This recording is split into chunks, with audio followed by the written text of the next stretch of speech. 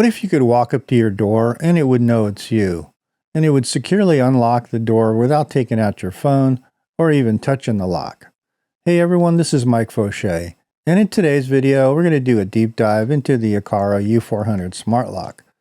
This lock uses the same ultra-wideband technology used on the AirTags, and after living with it for over a month, I want to share my experiences with it.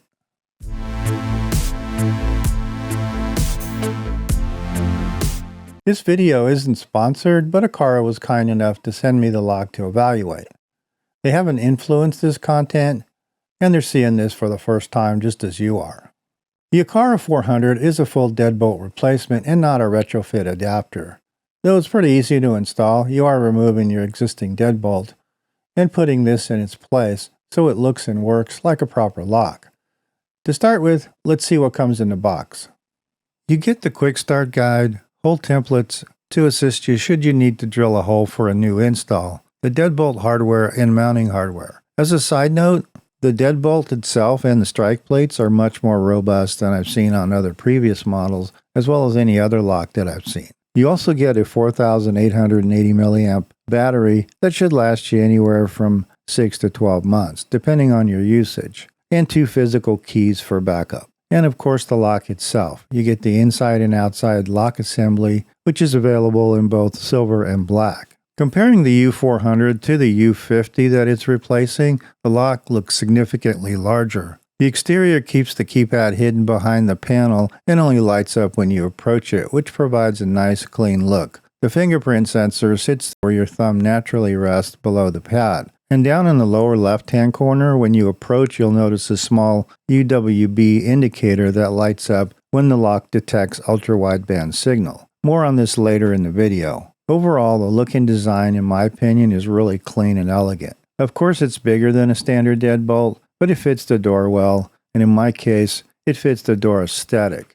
Before you get started, I would recommend charging the battery first. Get it out of the way so that you can go through the configuration and get it set up without any interruption. Swapping out the old lock to a new lock is pretty straightforward, but take your time as you're working with 2 cables that are pretty sensitive, the power and data cable and the UWB antenna. There's a removable collar on the assembly, which if you have a standard hole size, you can just leave it in and installed. However, if you have a smaller hole size in your door, which can be found on older doors, pull the collar off. Aqara actually thought about this, and it can save you a ton of time if you have a smaller hole in your door. After you remove the old deadbolt, slide the deadbolt assembly into the door and tighten it down, but don't tighten it down all the way. Install the outward-facing part of the lock onto the door and be careful with the cable and the UWB antenna cable. Thread the cables through the mounting plate and install it using the included screws. Make sure that the plate is level before tightening all the screws,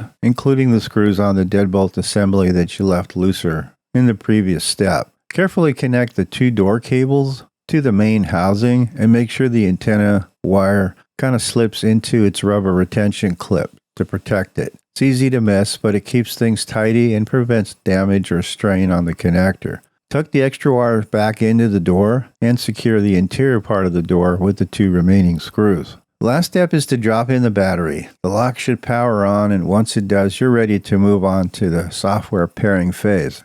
The U400 runs Matter 1.4 over Thread, which means it'll work natively with Apple Home, Google Home, and Amazon Alexa, as well as Samsung SmartThings and Home Assistant. You don't need the proprietary Aqara hub if you already have a compatible Matter controller that also serves as a Thread border router. If you don't have any of these or other compatible device, no worries, as Aqara makes a low-cost M100 USB hub for exactly this reason. As with most Aqara devices, it's recommended that you add it to the app first. This handles things like fingerprint enrollment, firmware, and other advanced settings. The device should already be detected when you launch the app, so go ahead and tap on it to start the process.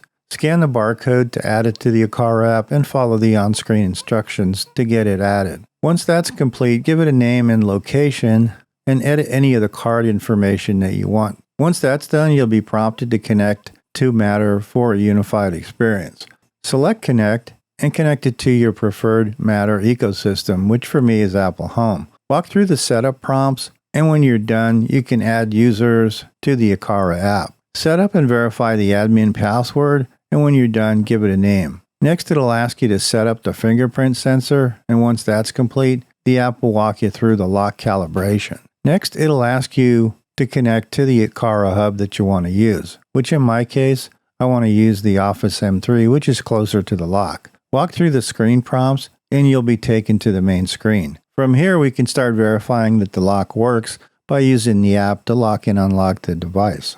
Let's take a quick look at some of the settings in the main app as well as through the Apple Home app. The home screen shows the current lock status. From here, you can add one-time passwords, manage users remotely, as well as lock or unlock the device. Tap on the options screen, and you get to rename the device or access the device card. From this screen, you can access some of the settings such as voice and sound, link devices, failed lockouts, auto lock and safety relock, and night latch mode, which restricts the operation of the lock to the administrator only. You also have your ultra-wideband settings. This is where you can set the approach direction. The front is actually required, but the left and right are optional depending on your door position. Configure the unlock distance and sensing direction, and define any blind spots. There's also a door calibration option anytime you need it. If it's sticky or if it's not working the way you want, you can recalibrate your door at any time. And then the Matter settings. You can enable one or more Matter controllers for third-party integration. The U400 supports simultaneous controllers. I'm running both the Apple Home and the Home Assistant without any issues. Here you have the firmware where you can periodically check for updates as they are routinely updating their devices. Let's take a quick look at the Apple Home. Of course, you get the lock and unlock controls. You can configure approach direction, manage access, and set up automations as well.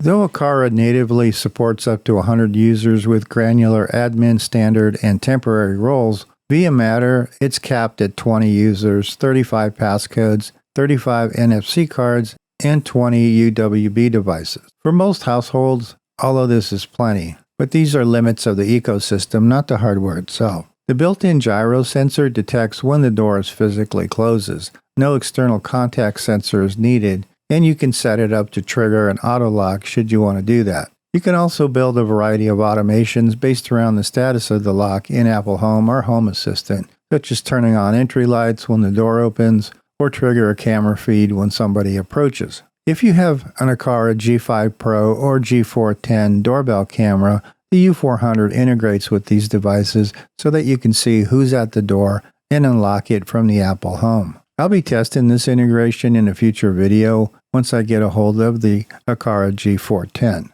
Okay, let's talk about the thing that makes this lock different from any other smart lock on the market. Smart locks have been promising auto unlock for years, but they've always used Bluetooth signal to guess where you are. And if you've used one of these before, you know that Bluetooth isn't really good at doing this. It bleeds through walls, and it's really slow to wake up. You typically walk up to the door, stand there, and it may or may not unlock. Ultra-Wideband works like a short-range radar. It measures the actual time it takes for a signal to travel between the lock and your iPhone or Apple Watch, which gives it centimeter-level precision. It knows how far away you are, and it knows which side of the door that you're on, which for me is really important. When I walk through my front hallway from the inside, the door stays locked. It knows that I'm not outside trying to get in, and in my testing, there were 0 false triggers. To give it even more precision, inside Apple Home, there's a setting I haven't seen on any other lock, and that's approach direction. Because Ultra-Wideband knows your angle and distance, it can tell whether you're approaching from the right, straight on, or from the left. To use Ultra-Wideband, you need an iPhone 11 or newer, not including the SE or the 16E, and an Apple Watch Series 6 or newer, excluding the SE, running watchOS 11.5 or later. Your thread border router needs to be within about 5 meters of the lock, with no major obstructions between it.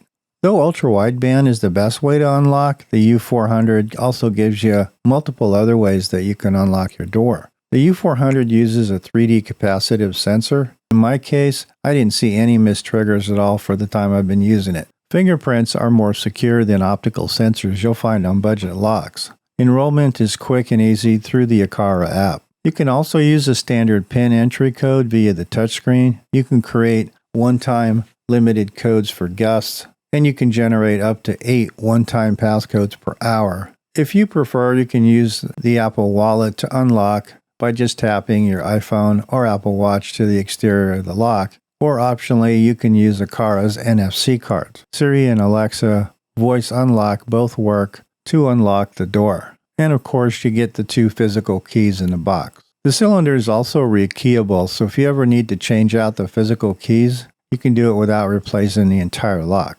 Charging via USB-C can either be done by removing the battery and charging it directly, or by hanging a power bank off the inside door handle and charging it through the emergency port. You don't need to remove anything to charge the device. The battery warning kicks in at about 20%, which is plenty of lead time to take action.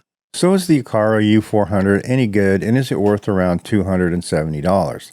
The short answer is that this is the best smart lock I've used to date.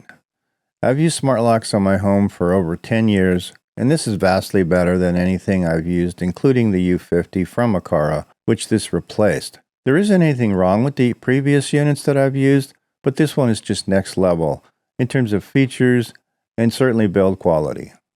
This lock is for Apple users who want genuine hands-free experience using the Ultra-Wideband experience, which alone justifies the price over a standard smart lock. It works fast, it's accurate, and it's really flexible.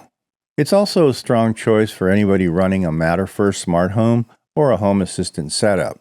The thread connectivity and ecosystem integration is rock solid. Before the U400, the best smart locks required that you actually do something.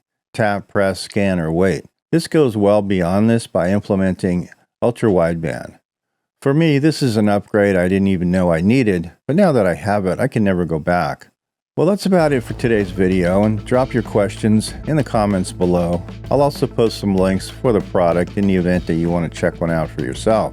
Don't forget to like and subscribe as I cover NAS, home lab, tutorials, networking, and home automation. Thanks for watching, and I'll see you on the next video.